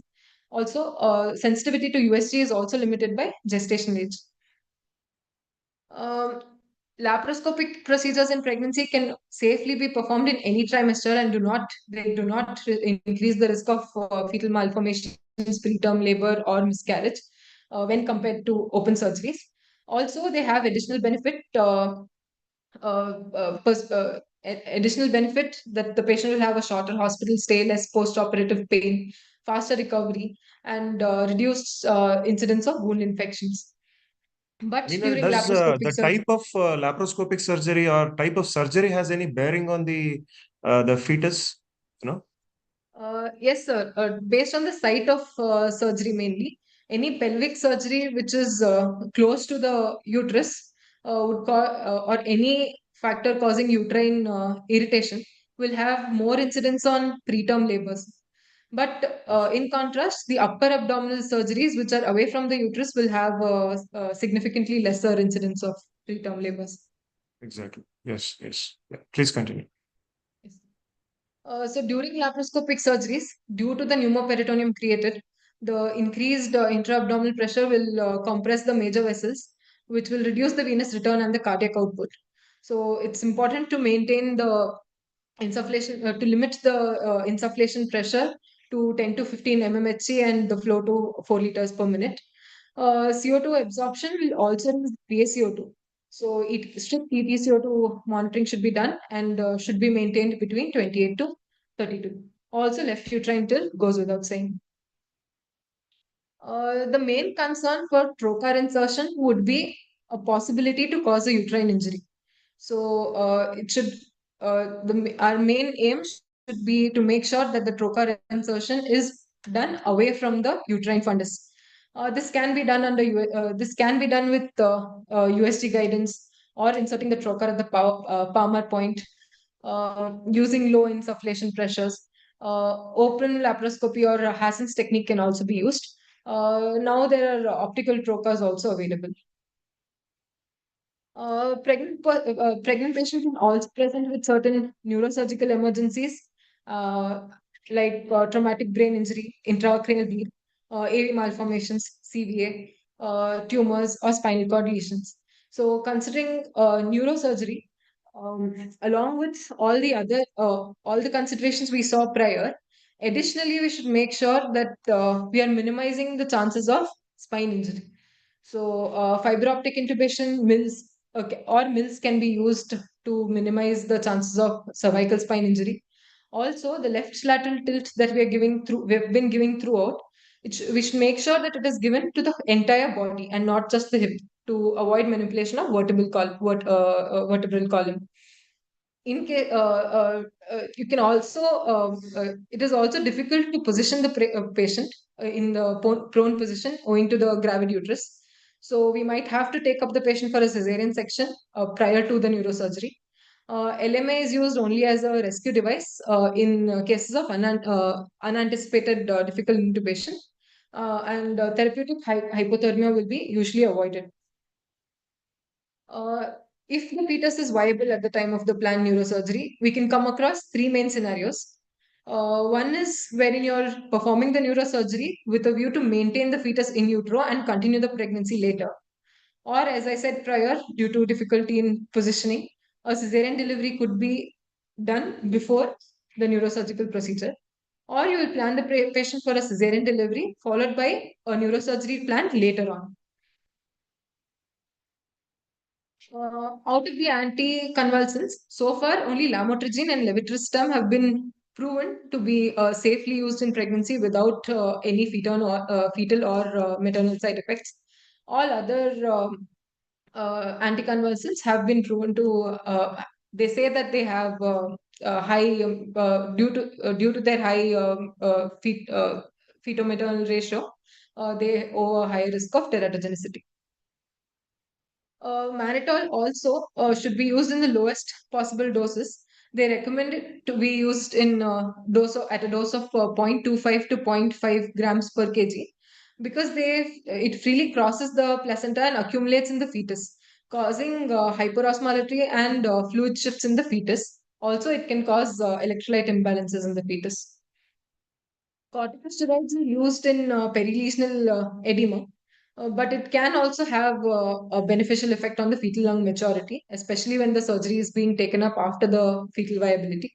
Dexamethasone, 4 mg IM or IV injection at every 6th hourly can be used. Alternatively, you can use 2 doses of betamethasone 24 hours apart, 12 mg IM. So, which one do you prefer out of dexamethasone and betamethasone? Ma'am, betamethasone is preferred over dexamethasone because there have been some studies which show that during the first trimester, dexamethasone can cause clefts. Okay, especially in the first trimester, dexamethasone is associated with orofacial clefts. But in third trimester, we can use both dexamethasone or betamethasone. Betamethasone is more beneficial because it causes fetal lung maturity also. So we are dealing with two scenarios here. In the first and the second trimester, we give steroids to decrease the edema around if it is a neural, it's a CNS surgery to decrease the edema. So in that case, it is better to choose betamethasone because dexona can cause cleft anomalies in the fetus in the long term. So, but in the third trimester, this is given for lung maturity. So the development is almost over. So functional anomalies, teratogenicities are not found with steroids. So either you can choose betamethasone or dexamethasone in the third trimester, but when it is first or second, it is preferable to go with betamethasone. So to finally sum up what we've been discussing since so long, if any pregnant patient is presenting to you with a surgical condition, we'll first always start off with categorizing her into which group she belongs to, either elective, essential, or emergency. If it is an elective, it goes without saying that we're going to delay it until postpartum as far as possible. Emergency surgeries will be taken up irrespective of the trimester. Non-elective surgeries will be postponed until at least second trimester. So if you're taking up the surgery in the first trimester, it's important to take the consent owing to the increased risk of teratogenicity or the higher chances of miscarriage. Pre-op evaluation should be done with standard PAC checkup, antibiotic prophylaxis, aspiration prophylaxis, thromboprophylaxis, and anxiolysis, which is very important. Anticipated difficult airway is always a scenario to keep in mind. Intraoperatively, the doses of anesthetics should be titrated to the minimum doses possible. And post-operatively, there should be adequate analgesia. Avoid opioids, as we said earlier. Paracetamol can be used safely. For surgeries taken up in the second trimester, apart from the considerations that we saw during the first trimester, Here, the fetus is viable. So consent should be taken for preterm labor or a possibility of emergency cesarean section. Also, intraoperatively, fetal heart rate monitoring along with cardiotocography monitoring should be done. Same goes for third trimester. Similarly, for third trimester, consent for emergency cesarean section is always important. Difficult airways, the risk of difficult airway, risk of aspiration is much higher when it comes to third trimester. And the risk of preterm delivery is also much, much higher when we come to third trimester. Thank you. So what about post-op analgesia? Like, after the surgery, after giving general anesthesia, so what do you think, how to go about for post-op analgesia in these patients? Say it is a second trimester or late second trimester. Would you like, what are the drugs that you can use for post-op analgesia? So post-op analgesia is always been a multimodal approach in pregnancy. So Yes. regional techniques would be preferred. Yes. Would be preferred. Yes. Like I can go with tap block, but Yeah. it comes with its own technical difficulties. Paracetamol can be used for mild to moderate pain.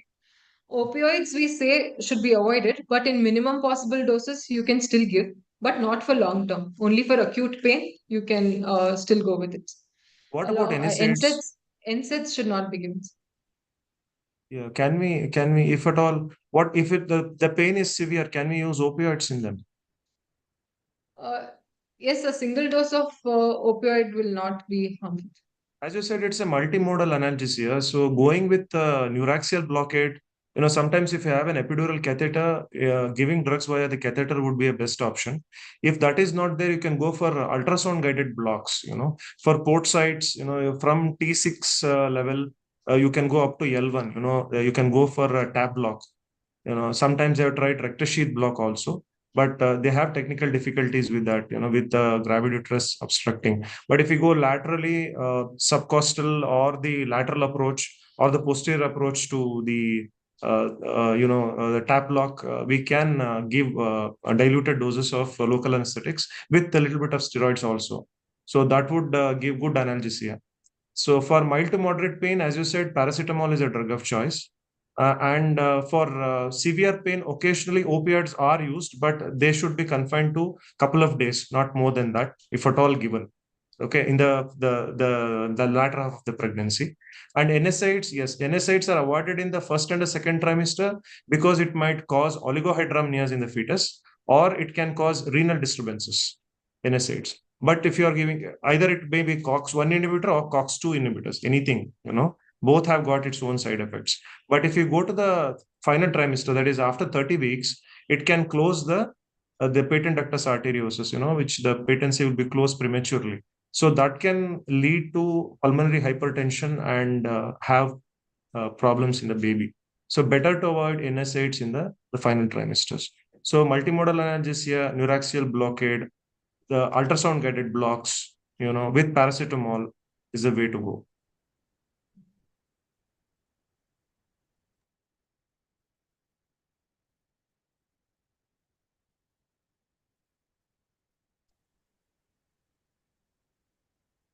Thank you, Dr. Chirag, Dr. Lakshmi, Dr. Meenal, and Dr. Ali. It was indeed a well-structured and insightful presentation on a clinically challenging topic. I'm sure this session has addressed all the key concerns with clarity. Sir, shall we go ahead with the discussion on MCQs? Oh, yes, madam. The first question was on reason for hyperventilation in pregnancy. Majority of our audience have chosen the option A, that is increase in progesterone, right? So yes, hyperventilation in pregnancy is mainly, the answer is it is progesterone driven. It is basically the tidal volume which increases, not the respiratory rate in pregnancy. And even though the answer could also be, decrease oxygen demand and increase carbon dioxide levels, both can increase the tidal the respiratory rate. But the main important aspect is progesterone driven hyperventilation in pregnancy. That's the correct answer. Second question was on What happens to fibrinogen level during pregnancy? Majority of our audience have chosen option C, increases significantly. That was the answer given Option by C audience. is the correct answer. Fibrinogen levels increases significantly in pregnancy. It goes up to 400 to 450 milligrams per deciliter and is a first factor to decrease during any case of hemorrhage. So the fibrinogen levels monitoring becomes very important during hemorrhage. If it goes below 200, we have to transfuse cryoprecipitate. So answer Question number is three, increases significantly. option C. And third Yes. question, passive diffusion across placenta is influenced by following factors except. Our audience has chosen option B, increased hydrophilicity. Yeah, this is a very simple question. So answer is high hydrophilicity is it's a lipophilic, any lipophilic drug, non-ionized particle, a smaller molecular size of less than 500 Daltons, process across faster compared to an hydrophilic drug, say for example morphine. So the answer would be high hydrophilicity. Question number 4, what is the net result of double bore effect at placental interface?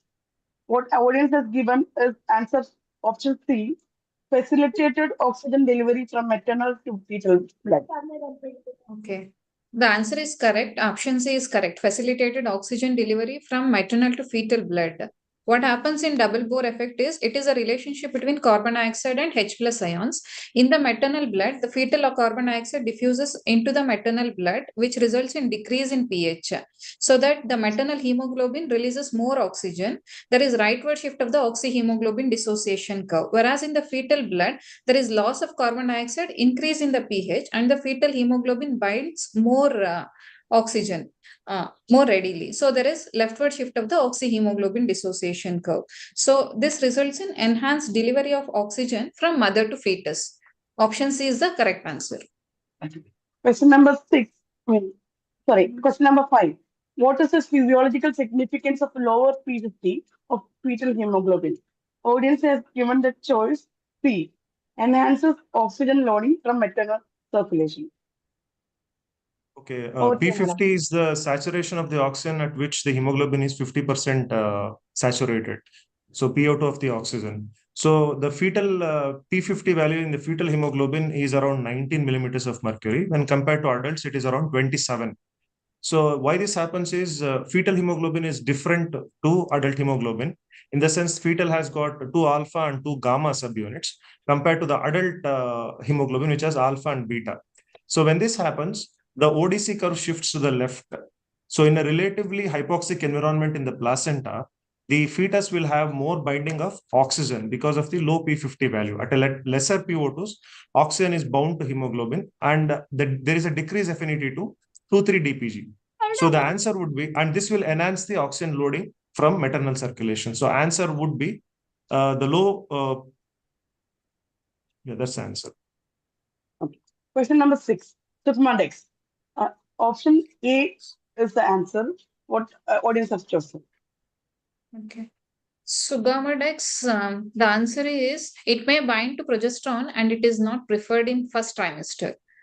So because of its steroidal structure, it goes and binds to progesterone and it leads to the pregnancy loss when it is given in the first trimester. So option A is not correct. It is not contraindicated in all trimesters and it is not the first line of choice also. So it is not considered safe and routinely also it is not used because routinely used is neostigmine. Answer will be option C. Okay. Question number 7. All of the following are true regarding ventilation strategy in pregnancy except. Option A was the answer chosen by audience. Yes, that's a correct permissive answer. hypercapnia. Yes, permissive hypercapnia. So in pregnancy, we should maintain a PaCO2 between 30 to 32. So the PaCO2 value and the end-tidal carbon dioxide value equalizes it's almost equal in pregnancy. Okay, so permissive hypercapnia, if the carbon dioxide level increases, that has a bearing on the fetus leading on to fetal acidosis. And even hyperventilation in the fetus can cause a decrease in the utero-placental blood flow.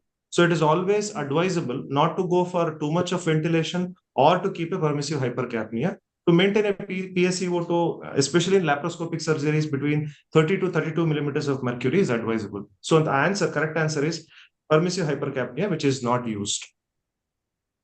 Sir, we have few queries answered. Shall I go ahead Yes, with it? please. Yes, please. Can we use opioid in epidural infusion? Which opioid is preferred and how much the dose? That is the first question. Came in the chat box. I think opioids can be used in epidural, especially epidural. There are catheters, epidural catheters are there. Studies say that, opioids are local anesthetics in diluted doses, which are given, is found to be very safe, and it does not cross to the fetus so much so that it would have an adverse effect on the fetus. So epidurally, we can use 0.1% or 0.06% can be used along with opioids. So opioids in the form of, you can use either morphine. Morphine can be used in the range of 50 to 100 micrograms, or fentanyl could be used. 12.5 to 25 micrograms is used epidurally. So epidural opioids as well as local anesthetics are preferred. So that can be used. It has very little bearing on the fetus. So it can be used. And please explain something about uterine relaxant. Yeah, uterine relaxants are big particles, and they are mostly ionized. So them to go and have an effect on the fetus will be very minimal. So we are free to use either non-depolarizers, or we can use succinylcholine, can be used. It is not going to cause any fetal paralysis. Then please explain something about uterine relaxant is another question. Can we use opioid in epidural infusion? Which opioid is preferred and how much dose? No, we just explained. That We just already explained. Yes. What multimodal analgesia we should use for post-op analgesia? That also we covered in the class. Yes, ma'am. As NSAIDs are also contraindication. Is NSAIDs are also contraindication? Some of the article says NSAIDs can be used post-operatively for a very short time. Nobody mentions how short, but they say better to avoid NSAIDs, especially after 30 weeks in 28 to 30 weeks in pregnancy, because it causes PDA closure, leading on to pulmonary hypertension in the baby. So it is better to avoid NSAIDs. Instead of that, better for mild to moderate pains, we can always use multimodal with local blocks along with the paracetamol. And what would be the recommended anesthesia for cervical encirclation? There are multiple studies done for encirclage saying that which one is better, whether to go for spinal anesthesia or general anesthesia. They have seen that the kind of anesthesia given doesn't matter. It is how the hemodynamics are maintained during anesthesia. So as we know that general anesthetic drugs are quite safe to be used in proper doses. What we use in our OT routinely is not going to have any teratogenic effect. So general anesthesia is quite safe, provided that the airway is easy to handle in pregnancy. So it is difficult. So we have to make a choice between regional anesthesia or general anesthesia. So both are considered safe. And they have found that in future, the neurological development in the baby or their cognitive behavior does not seem to vary when they use spinal anesthesia or general anesthesia. In spinal, of course, we have to avoid hypotension. That is the main drawback. In general anesthesia, we have to maintain, the drugs are quite safe to be used. So either which way, anything can be used. Dr. Nimi, is anything left? No queries left in the chat box. Any queries from the audience? Any input from senior faculties? Madhuri ma'am, would you please? Yes. First of all, I'd like to congratulate both the postgraduates. They have been excellent. I mean, the confidence that they have shown is worth mentioning and worth praising. There are a couple of interesting slides that they have presented, and one of which was regarding what to do when there is an abnormal fetal heart tracing.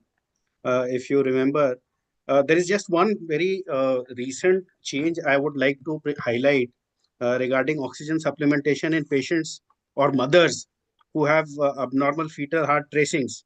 Earlier, traditionally, oxygen was frequently administered during labor, especially when fetal heart tracings were non-reassuring. But recently, the ACOG, American College of Obstetrics and Gynecology, recommends against routine use of oxygen administration to pregnant women with normal oxygen saturation. And this is also there with the UK's NICE guidelines. So, they believe that oxygen should not be given to mothers, even if they have abnormal fetal heart tracings, if their oxygen saturation is normal. And they have even said that it not only does not improve fetal outcomes, it could even have negative impacts on maternal and placental circulation. That is because they believe that the oxygen free radicals, they cause a vasoconstriction of the placental and umbilical vessels. So, they might potentially hinder oxygen delivery to the baby if we are giving unnecessary oxygen to mothers who have normal oxygen saturations. So, they also mention what to do if there is an abnormal like fetal heart rate, fetal heart tracings. So they believe that maternal repositioning, managing contractions, and addressing the potential maternal hypotension, these are the things that need to be addressed when there is a non-reassuring fetal heart tracing. So this is one aspect I would like to highlight regarding. In fact, one of the slides, it was also very interesting. They mentioned that none of the anesthetic, most of the anesthetic drugs are not related to teratogenicity. But in the same slide, oxygen has been mentioned there as one of the teratogenic agents. If you see that slide. So, we need to be very careful when administering oxygen. And here regarding pre-oxygenation also, because the FRC, sir mentioned that the expiratory reserve volume comes down, the closing volume remains the same. So the FRC comes down. Now, pre-oxygenating these mothers is quite easy. The pre-oxygenation is done quite fast. But because the tank is, reduced in size, they will desaturate faster. So not only do the mothers get pre-oxygenated fast, they desaturate also fast. So here, during attempts at intubation, the importance of para-oxygenation is important. We need to always ensure that there is some method of para-oxygenation going on. And that is why, high flow nasal oxygen in pregnant women during intubation could be very useful. So these are some of the points that I wanted to make regarding the talk. It was really very nice. And both the postgraduates and their mentors, Dr. Chirag and Dr. Lakshmi, have done Couple really of questions have come in the chat box, sir. CPB in pregnancy, cardiac surgery in pregnancy. What about the Yes, cardiac surgeries do come along, the valvular replacement, especially when it becomes really emergency in the second trimester. So they cannot be able to continue, depending upon the, volume, increasing plasma volume. So what they say is the general anesthesia, the parts are the same, but intraoperatively, when the patient is taken for cardiopulmonary bypass, they say preferably to have a pulsatile flow in the in the flow rather than having the continuous flow. Pulsatile flow is going to help the fetus and also to keep a perfusion pressure of around 60 to 70 millimeters minimum intraoperatively. And there is also a risk of, when the patient is coming off pump, patient might have systemic inflammatory response. So giving antibiotics, maintaining temperature, hypothermia is detrimental. So maintaining temperature, all those things have to be done according to the cardiac protocol. It's the same, but except that pulsatile flow, which mostly we use pulsatile flow only in India.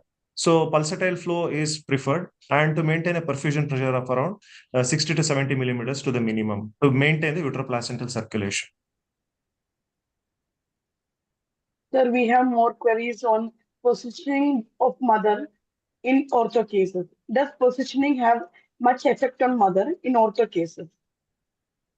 Yeah, positioning after 18 to 20 weeks of pregnancy, there is always a chance of in the supine position having a aorta cable compression. So wedge under the right buttock is always recommended.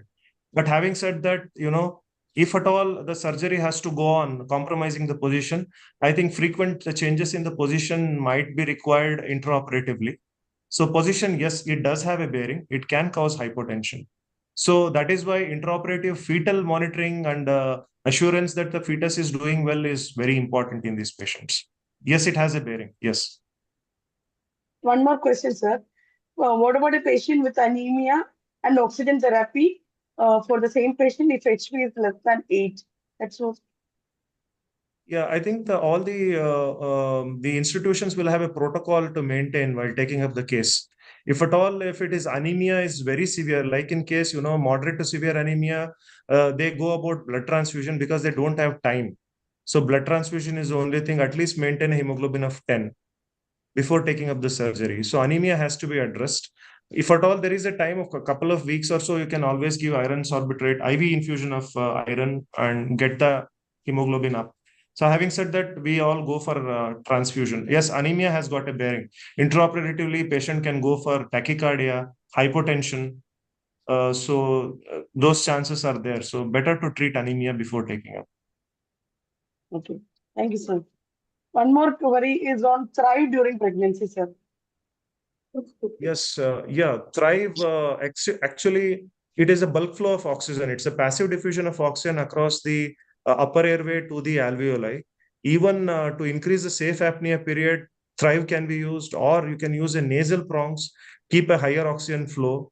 So some devices will have a flow of around 20 to 25 liters of oxygen. So keeping a high flow oxygen, then intubating the patient, continuing it for a while would help to increase the safe apnea period. Say more than 4 minutes. Obviously, when you're using Thrive, bulk flow of oxygen does help. So Thrive is a better option. So can be used. Yes. Another question, can laparoscopy be done in pregnancy? Oh, yeah. I think this class was about that. It was covered in the class. Yeah, it is. Yes. Yeah. No more queries, right? So huge thanks to the distinguished faculty for sharing your time and wisdom, and to all the enthusiastic postgraduates who keep the spirit of learning alive. Thank you so much. Shall I invite Bajwa sir to kindly hand over the certificates and close the session? Thank you once again, our coordinators, faculties, and PDs. Thank you. Thank you so Thank you. much. I was listening to the class and all the comments. I think this was mainly for the PGs and they did well. I think Dr. Lakshmi and Dr. Chirag, especially always the youngsters, the APs are very well, joined with this, joining hand with the PG students to prepare them. And but Dr. Chirag was all there to answer every googly or the bouncer in this series. So it was good. And they did not make blunder as was advised to them. So that's the best way to go forward. And all the queries were answered, I think, whosoever has asked in this class.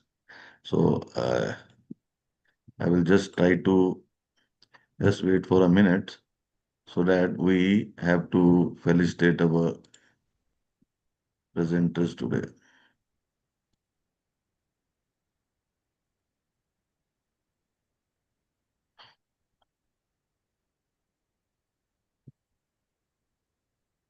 My screen is visible to you? Yes, sir. Yeah, I can see in the I can see in the spectacles of Dr. Nimi also. That's a weather way of observation. So, Dr. Chirag, thank you very much. You being the leader of the team. So, Thank you so much, sir. very- Thank you. So, such a beautiful class we presented in a very simple manner, clearing all the concepts and keeping it simple. Thank you so much. Dr. Lakshmi, I think you did a hard work also, much hard work, equal team partner. So, you prepared the PGs very well. Thank you for being a good moderator in this class. Thank you, sir. Thank you so much. And Alim Najib, you have filled your ISA form as a life member. You better change it to the associate life member. We'll be You fixing should that have shortly, taken sir. a Thank bona you so fide much. certificate from Dr. Chirag. Okay, unless you pass out, you will not be life member. Yeah. Same for We Minal. advised him, sir. Minal, We advised him, sir. yeah, both have the.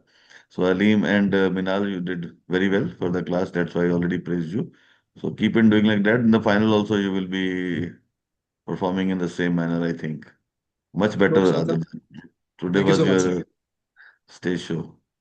And Minal called me yesterday night also, knowing what to do, what to do with the membership. Just imagine. I didn't know whose number it was. Nimi, thank you very much. Thank you, sir. You make a good team with Shruti and Heli. So thank you very much for Thank you, being sir. part of the Thank you, similar sir, team. for the Thank opportunity you, as sir. well. Thank you so much. And so Shruti also, as well as Heli also. So all the three Thank you so trio, much. Thank the you. trio were having the It's a screen great coordinator. honor, sir. Yeah. And our own team, Dr. Madhuri, Dr. Nishant, and Dr. Riddhima, they are always there as a class coordinators to help this class, making it very simple and easily available to every PG across the, not just PG students, so even to the consultants and to the seniors also. They can always listen to this class later on in the recordings. So thank you very much. Thank you, And sir. I think it's already 8:20. So we always end by saying, long live ISA. Long live Long ISS, Long sir. live live ISA. ISA.